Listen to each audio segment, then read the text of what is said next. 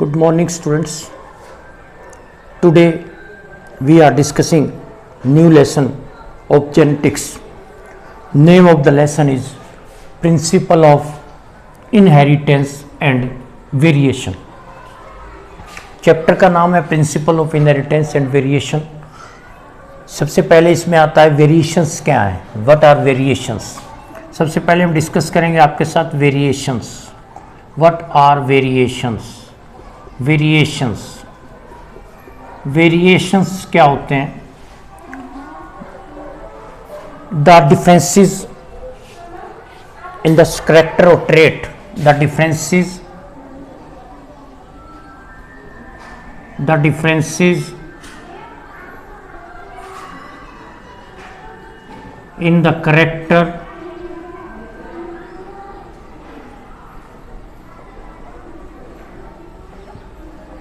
or trait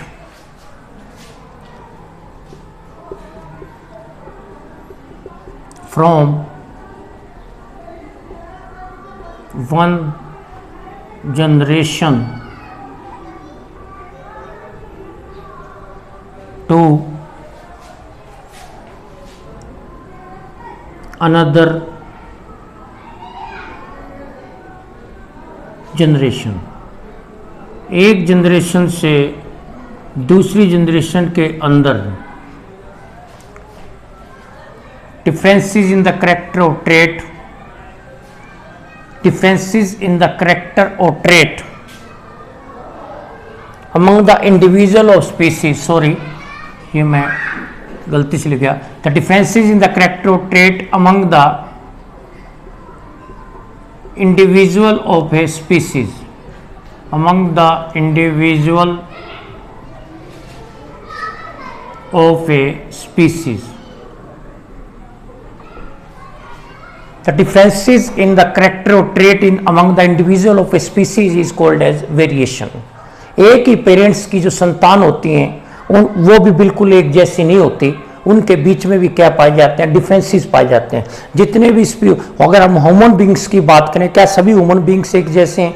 एक ही species है human की, ठीक है. हम सभी होमोसेपियंस हैं, लेकिन क्या है, जिन सभी के बीच में क्या है, डिफरेंसेस हैं. एक ही पेरेंट्स की संतान है, उनके बीच में भी हमको क्या दिखाई देने देती है, डिफरेंसेस दिखाई देते हैं. वही डिफरेंसेस जो हैं वो इंडिविजुअल ऑफ ए स्पीसीज के बीच में जो कैरेक्टर्स में और ट्रेट में जो डिफरेंसेस हैं वो क्या कहलाते हैं, वेरिएशंस.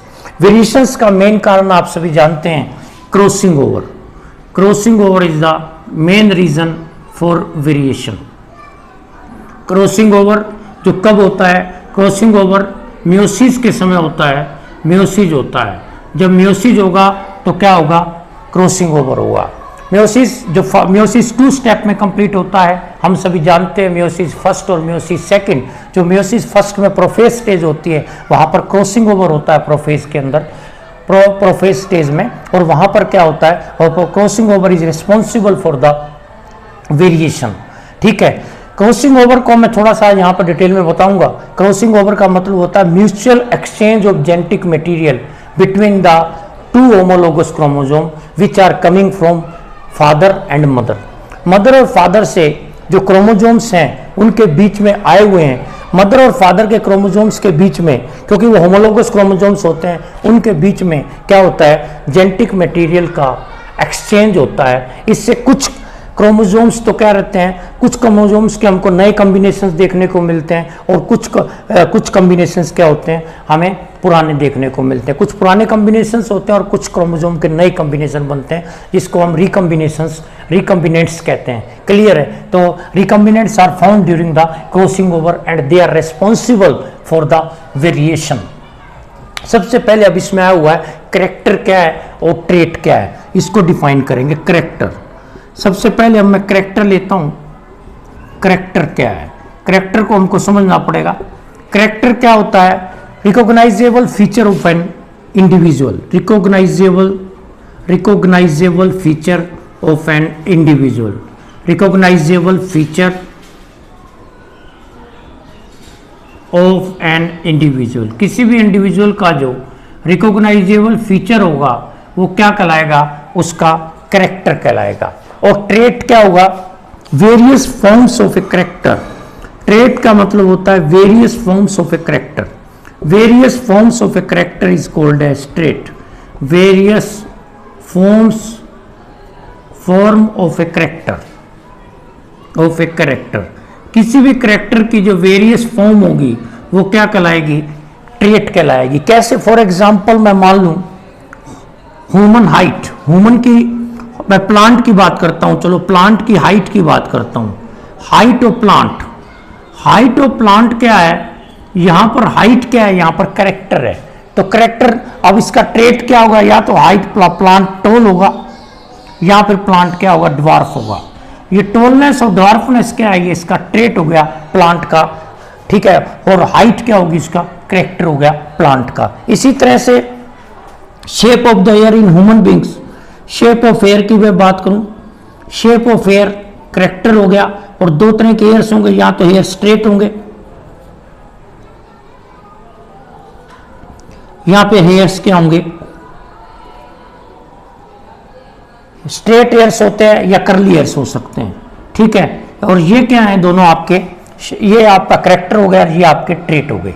क्लियर है? तो इस तरह से क्या कर सकते हैं, हमको डिफरेंसेस पता होना चाहिए करेक्टर और ट्रेट के बारे में, ठीक है। और इसके बाद हम जैसे ईयर लोब की बात करूं, ईयर लोब को भी हम लिख सकते हैं, ईयर लोब होता है हमारे, अब दो तरह के ईयर लोब्स पाए जाते हैं, एनसीईआरटी ने इसको डिस्कस किया है। ईयर लोब क्या होते हैं, एक फ्री ईयर लोब होता है और एक फ्यूज्ड ईयर लोब होता है, एक फ्री ईयर लोब होता है और एक फ्यूज्ड ईयर लोब होता है।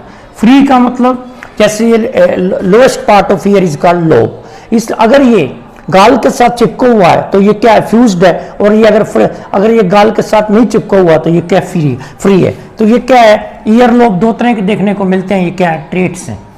क्लियर है? तो ये हमको डिफरेंसेस याद रख रहे हैं कि ट्रेट और करेक्टर में हमको क्या क्या डिफरेंसेस होते हैं। इसके बाद हम करेंगे, इसके बाद आपको पता है, इसके बाद हम सभी जानते हैं कि ट्रेट और character, heredity, what is heredity. अब हम हेरिडिटी को पढ़ेंगे।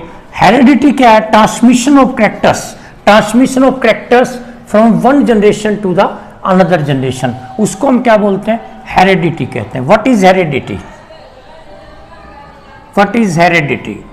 हेरिडिटी को हम डिफाइन कर सकते हैं, transmission of characters, transmission of characters from one generation, transmission of characters from one generation to another generation, transmission of character from one generation to another generation, एक जनरेशन से दूसरी जनरेशन में characters का transmission होना क्या कहलाता है, उसको हम बोलते हैं, ठीक है, उसको हम कहते हैं हेरिडिटी। ठीक है, करेक्टर्स कैसे हैं, आप सभी जानते हैं कि क्रोमोसोम्स होते हैं, क्रोमोसोम्स हैं, क्रोमोसोम्स रिस्पॉन्सिबल होते हैं, क्रोमोसोम्स हैं। ह्यूमन बींग्स के अंदर कितने हैं, मेल की बात करूं तो मेल के अंदर कितने हैं, 46 क्रोमोसोम्स हैं, ठीक है, 23 पेयर्स हैं। फीमेल में कितने हैं, फीमेल में भी 46 क्रोमोसोम्स हैं, ठीक है। और जब स्पर्म बनेगा तो कितने रह जाएंगे, 23, और एग बनेगा तो कितने बन जाएंगे, ओवा बनेगा तो कितने रह जाएंगे, 23 क्रोमोसोम। तो बच्चे के अंदर, चाइल्ड के अंदर, जाइगोट बना, चाइल्ड के अंदर 23 chromosomes are coming from mother and 23 chromosome are coming from father, तो बच्चे में 46 गए, ठीक है। और एक चीज और हमको याद रखनी है कि क्रोमोसोम्स के ऊपर क्या लगे हैं, क्रोमोसोम्स हैं, ये क्रोमोसोम्स की लॉन्ग आर्म होगी, ये क्रोमोसोम की लॉन्ग आर्म होती है, और ये क्रोमोसोम की शॉर्ट आर्म है, और ये क्या है क्रोमोसोम्स को, और ये क्या है, इसका सेंट्रोमियर है, बीच वाली पोजीशन क्या कहलाती है, सेंट्रोमियर कहलाती है, हम सभी जानते हैं। और इसके बाद ये क्रोमोसोम्स के ऊपर क्या लगे होते हैं, जीन्स लगे होते हैं, क्रोमोसोम्स के ऊपर क्या लगे होते हैं, जीन्स लगे होते हैं। Genes are found in the chromosomes in linear order, एक स्पेसिफिक पोजीशन है, एक लीनियर ऑर्डर है उनका, ठीक है, लीनियर अरेंजमेंट है उनका क्रोमोसोम के ऊपर, क्रोमोसोम का, सॉरी जीन्स का क्रोमोसोम्स के ऊपर। क्लियर है? हर जीन क्या है, हर जीन क्या लेके जाता है, करेक्टर को लेके जाता है, ये याद करना है हमको। एक जीन एक करेक्टर को लेके जाएगा, every gene carry one character, एक जीन एक करेक्टर को लेके जाता है।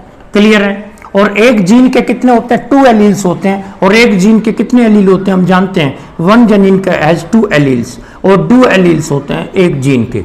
ठीक है। Alternative form of gene is called as alleles. Alleles को हम पढ़ेंगे। अल्टरनेटिव फॉर्म जो होती है जीन को, उसको अलील बोलते हैं। तो एक जीन एक कैरेक्टर को लेके जाता है। इट मीन्स मान लीजिए ये वाला जीन हेयर के कलर को लेके जा रहा है, ये हाइट को लेके जा रहा है, ये नोज की शेप को बना रहा है, ये हेयर की शेप को बना रहा है। तो हर जीन का क्या है, अलग अलग काम है। और जीन कहाँ से मिले हैं? आधे जीन मदर से आए हैं, आधे जीन बच्चे में फादर से आए हैं। इसका मतलब ट्रांसमिशन जो हो रहा है कैरेक्टर का, वो एक जनरेशन से दूसरी जनरेशन में हो रहा है। हेरिडिटी बोलते हैं। अब इसके बाद है ये हमारी हेरिडिटी। एक होता है इनहेरिटेंस। इनहेरिटेंस क्या है? The process by which characters passed from one generation to the another generation. वो प्रोसेस जिसके द्वारा कैरेक्टर एक जनरेशन से दूसरी जनरेशन में पास होते हैं, हम उसको क्या बोलते हैं? उसको हम इनहेरिटेंस बोलेंगे। क्लियर है? उसको हम कह सकते हैं इनहेरिटेंस है। इसके बाद आता है जेनेटिक्स। जेनेटिक्स क्या है? The branch of biology which deals with the study of heredity and variation. Heredity और वेरिएशन की जो स्टडी कराए उसको हम क्या कह सकते हैं? Study of heredity and variation is called as. Clear है? तो इसको हम क्या बोल सकते हैं? जेनेटिक्स। जेनेटिक्स को हम कैसे डिफाइन कर सकते हैं? Genetics means study of heredity and variation. Study of heredity and variation. Heredity and variation की स्टडी करना क्या कहलाता है? क्या कहलाता है? जेनेटिक्स कहलाती है। ठीक है। सबसे पहले ये टर्म जेनेटिक्स थी। Term genetics was given by William Watson. William Watson ने सबसे पहले term genetics was given by William Watson. William Watson ने सबसे पहले ये टर्म दी थी जेनेटिक्स की। इसको क्लियर हमको करना पड़ेगा। अब एक चीज और हम जानते हैं सभी कि Mendel is called as father of genetics. Father of genetics सबसे ज्यादा काम अगर किया है तो वो किसने किया है? मेंडल ने किया है। इसलिए मेंडल को हम क्या बोलते हैं? फादर ऑफ जेनेटिक्स बोलते हैं। ठीक है। फादर ऑफ जेनेटिक्स मेंडल है। All we know that Mendel is called as father of genetics. और उसने अपना सबसे एक्सपेरिमेंट किस पर शुरू किया? पी प्लांट के ऊपर उसने अपना एक्सपेरिमेंट शुरू किया। ही conducted his experiment on A P plant. P plant को उसने लिया, पी प्लांट को अपने एक्सपेरिमेंट के लिया, जिसको हम क्या बोलते हैं? पाइजम स्टाइवम। ठीक है। इसके ऊपर उसने पाइजम स्टाइवम के ऊपर उसने अपना एक्सपेरिमेंट शुरू किया। तो अब क्वेश्चन अराइजेज होता है कि why Mendel selected P plant for his experiment. कि मेंडल ने पी प्लांट के ऊपर ही एक्सपेरिमेंट स्टार्ट क्यों किया? इसके रीजन क्या थे? सबसे पहले क्या था कि ये इसका शॉर्ट लाइफ स्पेन होता है। लाइफ स्पेन क्या है? इसका शॉर्ट लाइफ स्पेन है। इसका लाइफ स्पेन शॉर्ट है। एक तो ये है। सेकंड हम कह सकते हैं कि इसके अंदर सेकंड पॉइंट हम कह सकते हैं कि यहां पर ये बायसेक्सुअल प्लांट है। इसका मतलब क्या है? बायसेक्सुअल प्लांट का मतलब यहां पर मेल पार्ट भी मौजूद है और फीमेल। एक ही फ्लावर पर मेल और फीमेल मौजूद है। फीमेल पार्ट क्या होता है? कार्पल होता है। Carpel consist of stigma, style and ovary, we know that. And male part क्या होता है? Male part consist of anther and filament. And male part किस चीज का बना होता है? एंथर और फिलामेंट का बना होता है। और जो कार्पल फीमेल पार्ट है वो किस चीज का बना होता है? स्टिग्मा, स्टाइल और ओवरी का बना होता है। क्लियर है? तो हमें पता है। अब इसलिए बायसेक्सुअल प्लांट है। क्लियर है? थर्ड पॉइंट हम क्या कह सकते हैं इसमें कि यहां पर अगर बायसेक्सुअल प्लांट है इसलिए सेल्फ पोलिनेशन और क्रॉस पोलिनेशन दोनों करा सकते हैं हम। सेल्फ पोलिनेशन भी करा सकते हैं और क्रॉस पोलिनेशन भी। Self pollination and cross pollination हम दोनों इसमें करा सकते हैं। सेल्फ पोलिनेशन इजीली से हो जाएगा क्योंकि बायसेक्सुअल प्लांट है। अगर क्रॉस पोलिनेशन कराना है तो हम क्या कर सकते हैं? इमेस्कुलेशन टेक्निक का हम यूज करेंगे। इमेस्कुलेशन टेक्निक वो टेक्निक है जिसके द्वारा मेल वाले पार्ट को हम हैंड पिकिंग से, केमिकल ट्रीटमेंट से, हॉट वाटर ट्रीटमेंट से हम उसको वहां से हटा देंगे और फीमेल पार्ट को केवल बचेगा उस फीमेल पार्ट पे जो हमने pollen desired type of pollen grain या तो हमने स्टोर कर रखे हैं या हमारे इंटरेस्ट के हैं, वो उसके ऊपर हम डस्टिंग कर देंगे उस स्टिग्मा वाले पार्ट के ऊपर, तो हमें desired type of plants obtain होंगे, उनकी प्रोजेनी हमको मिलेगी। इसके बाद नेक्स्ट क्या होता है? फोर्थ पॉइंट क्या होता है? It is easy to handle. इनको इजी हैंडल करना, it is easy to handle. इसको हैंडल करना बहुत इजी है। It is easy to handle. Pea plant को हैंडल करना बहुत ईजी है, ये भी हम कह सकते हैं। और जो एक मेन पॉइंट होता है इसमें जो इंपॉर्टेंट है, 7 pair of contrasting traits are found in, 7 pair of contrasting traits are found in, contrasting traits are पाए जाते हैं, contrasting trait are found in pea plant. केवल पी प्लांट ही ऐसा है जिसके अंदर हमको 7 पेयर ऑफ कॉन्ट्रास्टिंग ट्रेट देखने को मिलते हैं। वो 7 पेयर ऑफ कॉन्ट्रास्टिंग ट्रेट कौन से हैं उसको मैं डिस्कस करूंगा आपके साथ, क्लियर है। तो सबसे पहले क्या होता है, ट्रेट दो तरह के होते हैं, मैं आपको बता दूं, एक डोमिनेंट होता है और एक रिसेसिव होता है। डोमिनेंट ट्रेट क्या होता है, जो अपने आप को एक्सप्रेस करे, चाहे वो होमोजाइगस कंडीशन हो चाहे वो हेटेरोजाइगस कंडीशन हो, दोनों कंडीशन में अपने आप को एक्सप्रेस करेगा जनरेशन के अंदर, वो डोमिनेंट होगा। और जो रिसेसिव ट्रेट होगा केवल वो होमोजाइगस कंडीशन में ही अपने आप को क्या करेगा, एक्सप्रेस करेगा, ठीक है।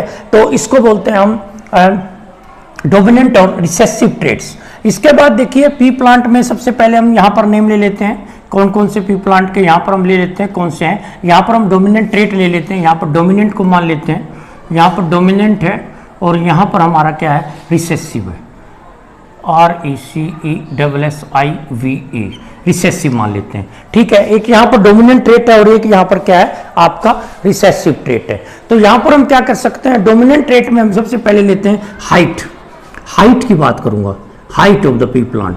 हाइट में दो ही होती है, या तो प्लांट क्या होगा, टोल होगा, अगर टोल है तो वो डोमिनेंट है, और अगर वो अगर ड्वार्फ है तो वो क्या है, रिसेसिव ट्रेट है, क्लियर है।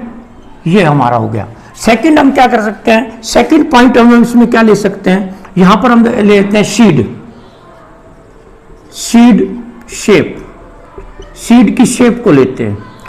एक पॉइंट मैं और लिखवाना भूल गया कि पी प्लांट के अंदर मेंडल ने सिलेक्टेड क्यों किया था कि large number of seeds are produced in one generation, एक जनरेशन में बहुत सारे सीड्स प्रोड्यूस करता है, इसी कारण भी मेंडल ने पी प्लांट को लिया था, क्योंकि इसमें काफी सीड हमको देखने को मिलते हैं, इसलिए सीड को इसने लिया है। सीड को भी हम इसको ले सकते हैं, सीड वाले पॉइंट को भी हम यहां पर ले सकते हैं कि सीड को हम कैसे करेंगे, सीड कौन सा है, यहां पर सीड की शेप को देखें तो राउंड या रिंकल्ड, अगर सीड शेप में राउंड है या रिंकल्ड है, रिंकल्ड का मतलब मुरझाया हुआ, रिंकल्ड है, ठीक है, राउंड या रिंकल्ड।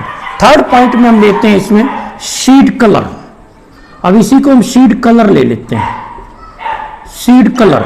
सीड कलर की मैं बात करूं, सीड कलर में आपका क्या हो जाएगा, सीड कलर में येलो और ग्रीन, सीड कलर अगर येलो है तो वो क्या है, आपका डोमिनेंट है, और जो ग्रीन है तो वो क्या है, रिसेसिव है, ठीक है।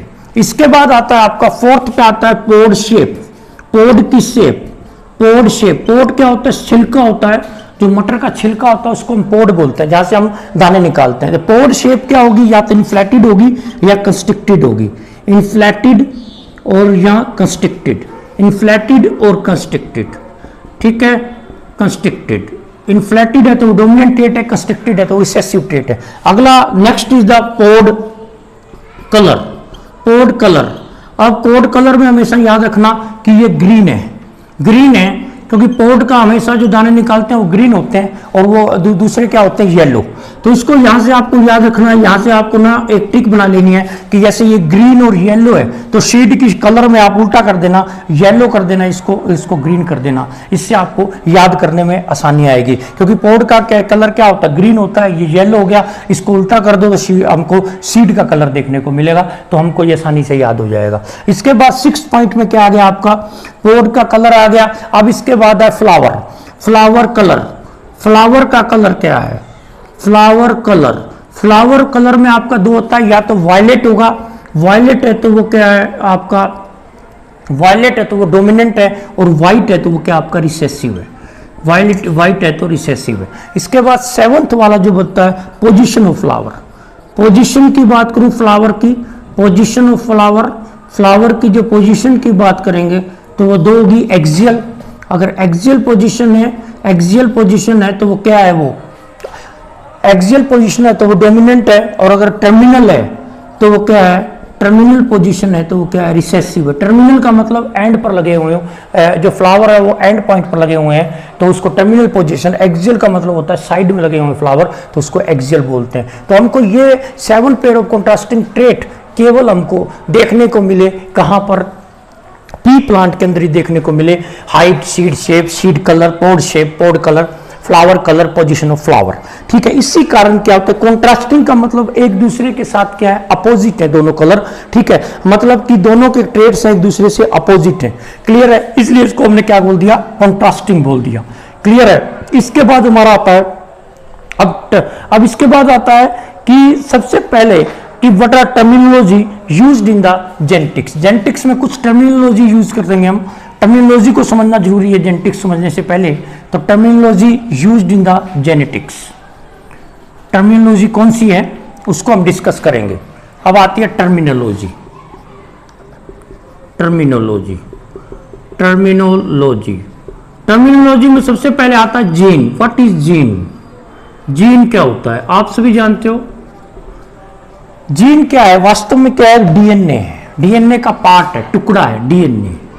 जीन वास्तव में डीएनए है। डीएनए क्या होता है, डीऑक्सी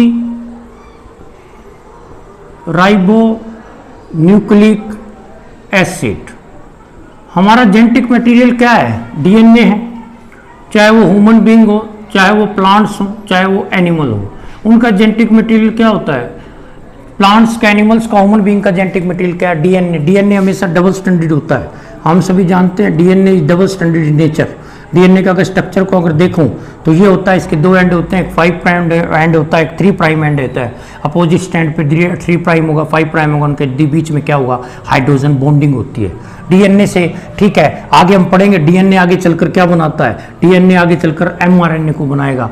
एमआरएनए बनाता है मैसेंजर आरएनए। 3 तरह के आरएनए होते हैं, मैसेंजर आरएनए, ट्रांसफर आरएनए और आरआरएनए, राइबोसोमल आरएनए। ये तीनों की मदद से प्रोटीन का निर्माण होता है। तो यहाँ पर क्या है, ये यहाँ पर एमआरएनए, फिर यहाँ पर क्या होगा, प्रोटीन बनता है, जिसको पॉलीपेप्टाइड बोलते हैं, क्योंकि proteins are made up of polypeptide. तो प्रोटीन का निर्माण होता है किस प्रोसेस से, ट्रांसक्रिप्शन और ट्रांसलेशन। एक ट्रांसक्रिप्शन जो हम सेकंड चैप्टर में पढ़ेंगे जेनेटिक्स के, ट्रांसक्रिप्शन को, ट्रांसलेशन को, ये 2 प्रोसेसेस होती हैं। चाहे वो प्रोकैरियोटिक सेल हो, चाहे वो यूकैरियोटिक सेल हो, दोनों के अंदर ट्रांसक्रिप्शन और ट्रांसलेशन होगा। क्योंकि ट्रांसक्रिप्शन और ट्रांसलेशन प्रोकैरियोटिक सेल के अंदर बेटा ये दोनों कपल्ड चलते हैं, साइटोप्लाज्म के अंदर होते हैं, लेकिन यूकैरियोटिक सेल के अंदर ट्रांसक्रिप्शन न्यूक्लियस में होगा और ट्रांसलेशन जो कंप्लीट होगा वो साइटोप्लाज्म के अंदर होगा। क्योंकि साइटोप्लाज्म के अंदर क्या है, राइबोसोम है, और राइबोसोम को protein factory of the cell कहा जाता है। इसलिए यहाँ पर जैसा डीएनए होगा वैसा ही क्या बनेगा, प्रोटीन बनेगा। अगर डीएनए में चेंज हो जाता है तो प्रोटीन भी क्या हो जाएगा, चेंज हो जाएगा। तो क्लियर है, इसका मतलब क्या हो गया, जीन क्या है, वास्तव में क्या है, डीएनए क्या है, पूरा ऐसे ह्यूमन बीइंग की बात करूं तो ह्यूमन बीइंग के अगर डीएनए की मैं टोटल लेंथ की बात करूं तो 2 मीटर है, 2 मीटर लेंथ होती है ह्यूमन बीइंग के डीएनए की। इसमें से कुछ पार्ट क्या होता है, कोडिंग होता है, और कुछ पार्ट क्या होता है, नॉन कोडिंग होता है। हर पार्ट क्या होता है डीएनए का, फंक्शनल नहीं होता। कुछ पार्ट उसका कोडिंग है। कोडिंग का मतलब जो कोड करेगा, किसको, प्रोटीन को कोड करेगा, वो कोडिंग पार्ट है। और जो प्रोटीन को कोड नहीं करेगा वो नॉन कोडिंग पार्ट है। उसमें एक्सोन और इंट्रोन आप आगे डिस्कस करेंगे सेकंड चैप्टर में। एक्सोन्स होते हैं, इंट्रोन्स होते हैं कोडिंग पार्ट और नॉन कोडिंग पार्ट में। क्लियर है। तो इसका मतलब जीन क्या है, functional part of DNA, functional part of DNA which code for polypeptide.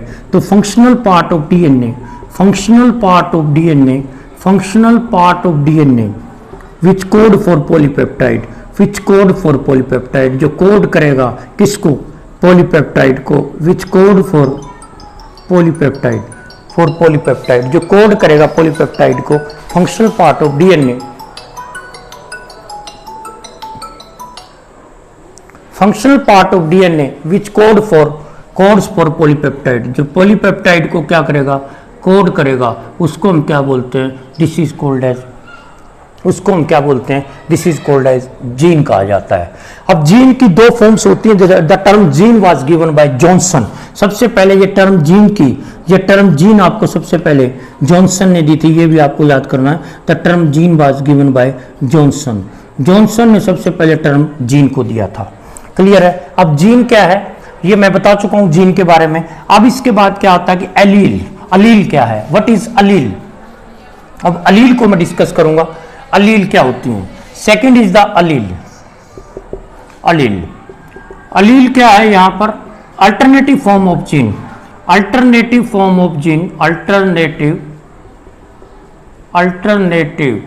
Form of gene, alternative form of gene, gene की जो अल्टरनेटिव फॉर्म होगी एक ही जीन की, वो क्या कराएगी, अलील कहलाती है। अलील दो तरह के होते हैं, या तो वो डोमिनेंट होगा और या फिर वो क्या होगा, रिसेसिव होगा। रिसेसिव होगा, RECESSIVE,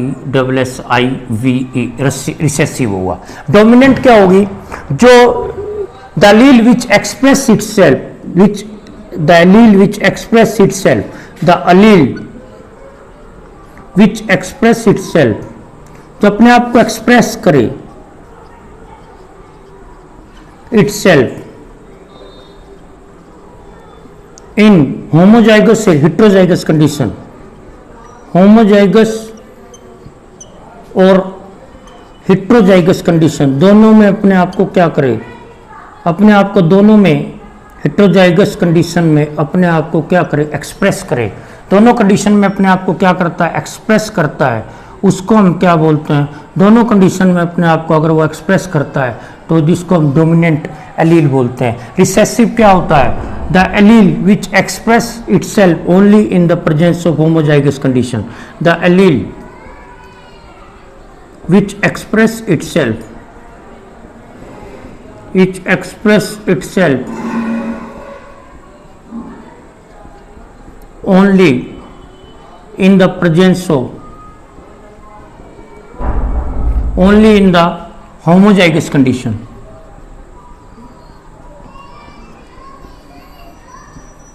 होमोजाइगस कंडीशन में अपने आप को क्या करे, एक्सप्रेस कर पाए, तो इसको क्या बोलते हैं, रिसेसिव बोलते हैं। क्लियर है। इसके बाद नेक्स्ट जो आता है जीनोटाइप, फिनोटाइप। फिनोटाइप क्या होता है, व्हाट इज फिनोटाइप। फिनोटाइप को हम कैसे डिफाइन कर सकते हैं, डोमिनेंट एलील को एक बात और है वो कैपिटल लेटर से हम शो करते हैं और रिसेसिव एलील को हम स्मॉल लेटर से दिखाते हैं। इसके बाद नेक्स्ट जो आता है कि यहां पर फिनोटाइप और जीनोटाइप है। What is phenotype and genotype. Phenotype क्या होता है, फिनोटाइप देखिए external appearance of an organism, external appearance किसी भी ऑर्गेनिज्म की उसका फिनोटाइप कराएगी। External appearance of an organism, of an organism, किसी भी ऑर्गेनिज्म का जो एक्सटर्नल अपीयरेंस होगा वो उसका क्या कहलाएगा, फिनोटाइप कहलाएगा। जैसे मैं अपने फिनोटाइप की बात करूं तो मेरे हेयर्स कैसे हैं, उनका कलर कैसा है, मेरी हाइट कितनी है, मेरी आईज की शेप कैसी है, मेरी नोज की शेप कैसी है, जो दिखाई देता है, जो एक्सटर्नली दिखाई दे रहा है, जो रिकॉग्नाइजेबल फीचर हैं जो आपको दिखाई दे रहे हैं एक्सटर्नली, वो मेरा क्या हो जाएगा, फिनोटाइप हो जाएगा। अब what is the genotype. Genotype क्या हो जाता है, जीनोटाइप क्या हो जाएगा, जीनोटाइप में हम कह सकते हैं the genetic constitution of an organism, genetic constitution of an organism, genetic constitution of an organism, किसी भी ऑर्गेनिज्म का जो जेनेटिक कॉन्स्टिट्यूशन होगा वो उसका जीनोटाइप को बनाएगा। क्लियर है। जीन्स का description of genes in the organism, जो ऑर्गेनिज्म के जीन के डिस्क्रिप्शन को बताए कि इसको क्या बोलते हैं, जीनोटाइप बोलते हैं। डिस्क्रिप्शन को बताता है, क्या बोलते हैं इसको, क्लियर है उसको। इसका मतलब description of gene present in the organism, हम कह सकते हैं description of gene present in the organism, description of genes present in the organism, description of genes present in the organism, description of genes present in the organism, jeans present in organism, present in organism, तो वो क्या हो जाएगा उसका, वो उसका क्या हो जाएगा, जीनोटाइप हो जाएगा। क्लियर है। जैसे जीनोटाइप को हम कह सकते हैं एग्जाम्पल, जैसे पौधा लंबा है तो मैं कैसे दिखा सकता हूँ, टॉल है प्लांट तो मैं लिख दूंगा प्योर टॉल है तो कैपिटल टी कैपिटल ट्यू। अगर ड्वार्फ है, प्योर ड्वार्फ है प्लांट तो मैं लिख दूंगा स्मॉल टी और स्मॉल टू। ये इसका क्या होगा, जीनोटाइप हो गया, ठीक है। और ये इसका क्या होगा, फिनोटाइप हो गया। क्लियर है। इस तरह से हाइब्रिड टॉल है, हाइब्रिड टॉल है तो मैं कैसे लिख दूंगा, अगर हाइब्रिड टॉल होगा प्लांट तो मैं कैसे लिख दूंगा, कैपिटल टी और स्मॉल टी लिख दूंगा। दिस कैपिटल टी और स्मॉल टी को मैं लिख दूंगा। इस तरह से क्या होता है, जीनोटाइप होता है, जीनोटाइप और फिनोटाइप। इसके बाद नेक्स्ट जो आता है अब हमारा टर्म आ रही है, नेक्स्ट टर्म आती है हमारी, इसमें हमने ये पढ़ लिया। नेक्स्ट टर्म में हम पढ़ते हैं यहां पर F1 अब सबसे पहले मोनो हाइब्रिड क्रॉस होता है। मोनो हाइब्रिड क्रॉस, कई तरह के क्रॉस होते हैं। Mono hybrid cross, hybrid cross हम पढ़ेंगे। मोनो हाइब्रिड क्रॉस में हम क्या पढ़ते हैं, when one character has been taken, one character, एक ही करेक्टर को हम लेके चलें, one character has been taken, हम एक ही करेक्टर को लेके चलें, has been taken for inheritance, has been taken for inheritance. Inheritance के लिए हम केवल, इनहेरिटेंस के लिए हम केवल एक ही करेक्टर को लेके जा रहे हैं, tense at a one time, at a particular time, at a particular time के ऊपर, ऐसा मान लीजिए एक पर्टिकुलर टाइम के ऊपर एक ही करेक्टर की हम स्टडी कर रहे हैं, इनहेरिटेंस देख रहे हैं, तो उसको मोनो हाइब्रिड क्रॉस बोलेंगे।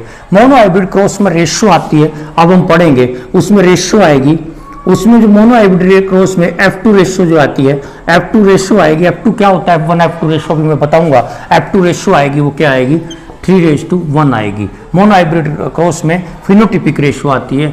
फिनोटिपिक रेशियो जो आती है वो आपकी, फिनोटिपिक रेशियो जो आती है वो 3:1, और जीनोटिपिक रेशियो आती है इसकी, जीनोटिपिक रेशियो 1:2:1, इसकी जीनोटाइपिक रेशियो आती है। जीनोटाइपिक रेशियो इसकी ये है, जीनोटाइपिक रेशियो ये है, और फिनोटाइपिक रेशियो इसकी ये आती है। क्लियर है, 1:2:1।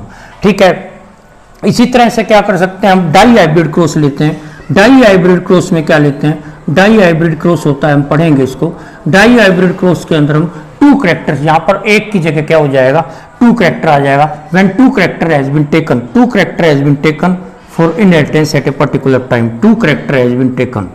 यहां पर मैं दो करेक्टर की स्टडी करूंगा, two character has been taken, has been taken, दो करेक्टर की स्टडी करूं, has been taken for inheritance, has been taken for inheritance, एक inheritance at a particular time, एक पर्टिकुलर टाइम के ऊपर मैं दो करेक्टर लेके चलूं, इनहेरिटेंस दो करेक्टर की स्टडी करूं एक ही टाइम पर मैं इनहेरिटेंस के लिए, at a particular time, at a particular time के ऊपर, तो उसको उस टाइम पर, तो उसको क्या बोलूंगा मैं, उसको मैं बोल सकता हूं डाई हाइब्रिड क्रॉस। उसमें रेशियो आएगी, जो F2 की रेशियो आती है वो आपकी 9:3:1 आएगी।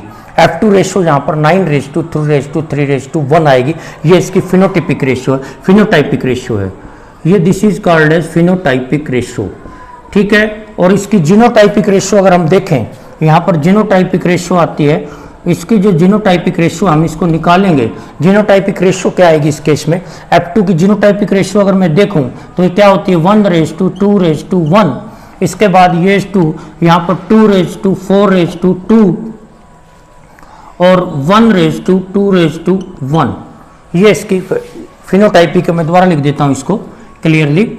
जीनोटाइपिक रेशियो क्या होती है, जीनोटाइपिक रेशियो F2 की जीनोटाइपिक रेशियो क्या आएगी यहाँ पर इसकी, 1:2:1, और यहाँ पर फिर 2:4:2 और 1:2:1, ये इसकी जीनोटाइपिक रेशियो होती है।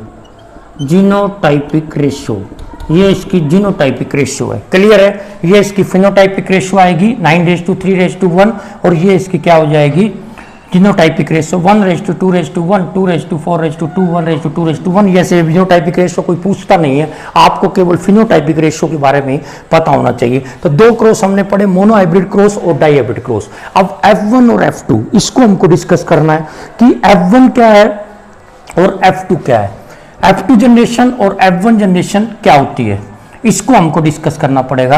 व्हाट इज F1 और F1। सबसे पहले देखिए F1 जनरेशन क्या होती है, फर्स्ट फीलियल जनरेशन। F1 को हम बोलते हैं first filial generation, first filial generation, first filial generation को हम F1 बोलते हैं। ठीक है, जब भी F1 का मतलब, F1 फर्स्ट फीलियल जनरेशन को मैं कह सकता हूं कि जब भी मैं क्या करूंगा, when two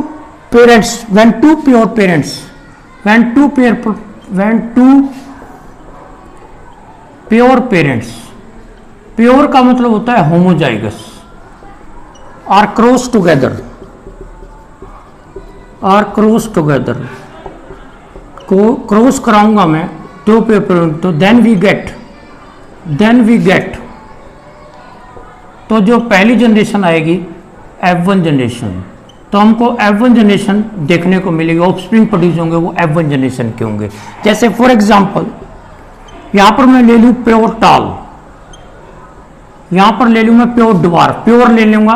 प्योर का मतलब होता है होमोजाइगस कंडीशन, होमोजाइगस का भी मैं बता रहा हूं, यहां पर दो टर्म और रहते हैं, होमोजाइगस हेटेरोजाइगस, में बार बार बात कर रहा हूं। प्योर का मतलब होता है एक जैसे एलील हूं, अगर एलील सिमिलर है तो उसको प्योर बोलते हैं, प्योर प्लांट है। और होमोजाइगस कंडीशन है, similar allele means condition is called as homozygous. यहां पर ड्वार्फनेस है तो स्मॉल टी से दिखा दूंगा, स्मॉल टी से दिखा दूंगा, क्लियर है। तो ये होमोजाइगस होगी, ड्वार्फनेस को शो कर रहा है, ये होमोजाइगस कंडीशन है, रिसेसिव एलील है, ये डोमिनेंट एलील है, क्लियर है। इसके बाद ये इसका क्या हो गया, पेरेंट्स हो गए, ये इसका जीनोटाइप हो गया, और इसके बाद ये इसका गैमिट हो गया। अगर इसका गैमिट बनाएंगे तो कैसे हो जाएगा, गैमिट बना दूंगा, ये हो जाएगा कैपिटल, इस तरह से मैं इसको गैमिट में दिखा दूंगा, ये इसके क्या हो जाएंगे, गैमिट हो गए, क्लियर है। अब गैमिट होने के बाद मैंने क्या निकाल लिया, F1 जनरेशन निकाल ली, फर्स्ट फीमेल जनरेशन होगी, इसका मैंने इससे क्रॉस करा दिया कैपिटल टी स्मॉल टी। अब इसके बाद फिर मैंने इसका इससे क्रॉस करा दिया कैपिटल टी स्मॉल टी, इसका इससे करा दिया कैपिटल टी स्मॉल टी, इसका इससे करा दिया कैपिटल टी स्मॉल टी। इस तरह से हमको देखने का आ रहा है, ये मुझे F1 जनरेशन मिल गई है। F1 जनरेशन में मुझे जितने भी प्लांट मिलेंगे वो सारे क्या मिलेंगे, टोल मिलेंगे, लेकिन क्या मिलेंगे, सारे हाइब्रिड टोल मिलेंगे, क्योंकि यहाँ पर कंडीशन क्या है, हेटेरोजाइगस है, दोनों एलील है। यहाँ पर भी मुझे हाइब्रिड टोल मिला, यहाँ भी मुझे हाइब्रिड टोल मिला। तो इस तरह से क्या करते हैं, इस तरह से क्या मिलते हैं मुझको, हाइब्रिड टोल मिले, क्लियर है। इसके बाद अब मैंने निकालनी है F2 जनरेशन। अब F2 जनरेशन इसी में से निकलेगी बच्चों। अब ये जो हाइब्रिड टोल मिल रहे हैं मुझको, ये F1 जनरेशन में अगर फिनोटिपिक रेशियो कोई नहीं आएगी, सभी टोल आएगी 4:1, 4:0। अगर फिनोटिपिक रेशियो देखूं, फिनोटिपिक रेशियो, अगर फिनोटिपिक रेशियो इसकी देखूं मैं, फिनोटाइपिक रेशियो इसकी देखता हूं तो क्या आती है, 4:0 आती है, क्लियर है। ड्वार्फ प्लांट तो मुझे कोई मिल नहीं रहा है। इसके बाद अगर मैं इसकी F2 जनरेशन निकालूं तो इनका आपस में, F1 प्लांट्स में जो मुझे ऑफस्प्रिंग मिले हैं, इनका आपस में मैं क्या करा दूंगा, आपस में इनकी सेल्फिंग करा दूंगा। कैसे, तो मुझे F2 रेशियो ऑब्टेन हो जाएगी। F2 रेशियो का मतलब होता है selfing of 2 F1 plants, selfing करा दूंगा 2 F1 प्लांट्स की, तो मुझको क्या दिखाई देगी, वहां पर मुझे F2 रेशियो दिखाई देगी। F2 का मतलब selfing of 2 F1 plant, 2 F1 plants के आपस में क्या करा दूंगा मैं, सेल्फिंग करा दूंगा। कैसे, यहां पर मुझे कैपिटल टी स्मॉल टी मिला, यहां पर मुझे कैपिटल टी स्मॉल टी, ये टोल है, हाइब्रिड टोल है, आपको पता है हाइब्रिड टोल है, ये हाइब्रिड टोल, और यहां भी क्या है, ये हाइब्रिड टोल है, ये हमको मिल गए हैं, हाइब्रिड टोल है। अब इसके क्या है, ये इसका क्या हो गया, ये इसका जीनोटाइप हो गया, इसका गैमिट बना लेते हैं, गैमिट बनाएंगे तो यहाँ क्या हो जाएगा, टी हो जाएगा, यहाँ स्मॉल टी हो जाएगा, यहाँ पर क्या हो जाएगा, टी हो जाएगा, यहाँ पर स्मॉल टी हो जाएगा। इसके बाद गैमिट बन गए हमारे, गैमिट बनने के बाद हम क्या बनाएंगे यहाँ पर, इसके बाद हमको F2 रेशियो मिलेगी।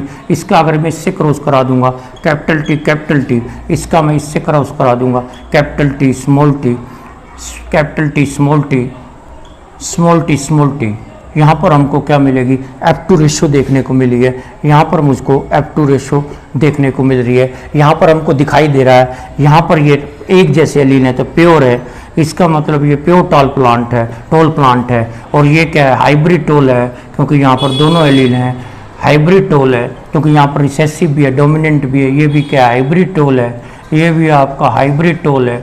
और ये क्या आपका प्योर ड्वार्फ आ रहा है, यहाँ पर क्या आ रहा है, प्योर ड्वार्फ, दोनों सिमिलर एलील है, मैंने बताया वो एक्सप्रेस हो जाएंगे। अगर रिसेसिव एलील दोनों प्रेजेंट और होमोजाइगस कंडीशन है तो रिसेसिव एलील अपने आप को एक्सप्रेस करता है, इसलिए पौधा क्या आ रहा है, ड्वार्फ आ रहा है। लेकिन यहाँ पर हमको रेशो आ रही है, वही मैं रेशो की बात कर रहा था, क्योंकि ये F2 रेशो, क्योंकि ये कौन सा क्रॉस है, मोनो हाइब्रिड क्रॉस की बात कर रहा हूँ, क्योंकि यहाँ पर मैं केवल पौधे की हाइट को लेके चला हूँ, इसलिए कौन सा क्रॉस है, ये आपका कौन सा है, इसका मतलब ये मोनो हाइब्रिड क्रॉस है, तो इसमें रेशियो क्या आएगी, वो आपकी 3:1 आएगी। आपने देखा 3 पौधे क्या आ रहे हैं, टोल आ रहे हैं, एक पौधा क्या आ रहा है, ड्वार्फ आ रहा है, ठीक है यहाँ पर। और जीनोटिपिक रेशियो, ये तो इसकी फिनोटिपिक रेशियो है। अगर इसकी जीनोटिपिक रेशियो बात करूँ, जीनोटिपिक रेशियो क्या आ रही है इसकी, 1:2:1 आ रही है, ये इसकी जीनोटिपिक रेशियो आ रही है। जीनोटिपिक रेशियो, जीनोटाइपिक रेशियो इसकी ये आ रही है, फिनोटाइपिक इसकी ये आ रही है। फिनोटाइपिक रेशो इसकी ये आ रही है। क्यों आ रही है? क्योंकि यहाँ पे प्योर टाल है, ये प्योर ड्वार्फ है, और ये क्या है? हाइब्रिड टोल आ रहा है। दो पौधे क्या आ रहे हैं? हाइब्रिड टोल आ रहे हैं। एक पौधा प्योर टोल आ रहा है, एक पौधा प्योर ड्वार्फ आ रहा है, और दो पौधे क्या आ रहे हैं? हाइब्रिड टोल आ रहे हैं। This is the phenotypic and genotypic ratio और मोनोहाइब्रिड क्रॉस में ये रेशो आपको देखने को मिलेगी। इस तरह से हम क्रॉस कराकर, हम एक तरीका और है, इस तरह से क्रॉस ना कराकर हम क्या कर सकते हैं? चेकर बोर्ड का भी यूज कर सकते हैं। चेकर बोर्ड से भी आप इसको दिखा सकते हो। चेकर बोर्ड से आप दिखाना चाहें तो इस तरह से आप एक चेकर बोर्ड बनाइए। एक चेकर बोर्ड से भी आप इसको दिखा सकते हैं। क्रॉस को दिखाना चाहें इस तरह से आप चेकर बोर्ड में मदद से भी आप क्या कर सकते हो? इसके दिखा सकते हो। यहाँ पर जैसे आपने क्या ले लिया, यहाँ पर हमने चेकर बोर्ड में हम क्या करेंगे? यहाँ पर capital T, small T, capital T और स्मॉल टी, इस तरह से हम दिखा सकते हैं। Capital T, capital T, capital T, small T, capital T, small T और स्मॉल टी और स्मॉल टी। तो चेकर बोर्ड है ये। इस चेकर बोर्ड की मदद से भी हम क्या कर सकते हैं? क्रॉस को दिखाने का एक तरीका है ये भी।